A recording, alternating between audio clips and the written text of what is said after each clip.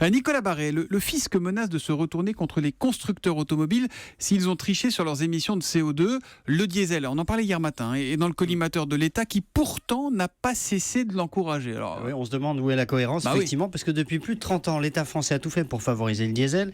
Il a dépensé pour ça des milliards d'euros. Ça remonte à Mitterrand, figurez-vous. C'était la grande époque du péril japonais, l'époque où on arrêtait les magnétoscopes à Poitiers, vous savez.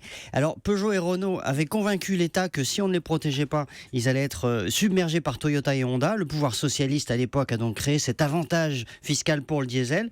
Les Japonais n'en faisaient pas, donc ça tombait bien. Et les Français allaient devenir les champions du monde du diesel. c'est l'État stratège. Voilà, et alors ça a marché parce qu'au moment du premier choc pétrolier en 1974, il n'y avait pas une seule voiture particulière qui roulait au diesel en France. C'était quelque chose qui était réservé pour les camions. 30 ans plus tard, plus de la moitié des voitures roulaient au diesel. Ça a coûté des milliards en recettes fiscales, mais c'était pour la bonne chose. Il fallait protéger nos usines face à l'envahisseur nippon. Et cette politique s'est poursuivie jusqu'à aujourd'hui. On la cite souvent en exemple d'État stratège, même si il n'était pas si stratège que cela, puisque à force de mettre le paquet sur le diesel, on a accumulé beaucoup de retard dans d'autres technologies, évidemment. Bon, et donc aujourd'hui, hop, l'État change de pied. Disons qu'il est assez ironique de voir le fisc menacer les constructeurs après les avoir encouragés à développer le diesel. L'État n'est pas à une contradiction près.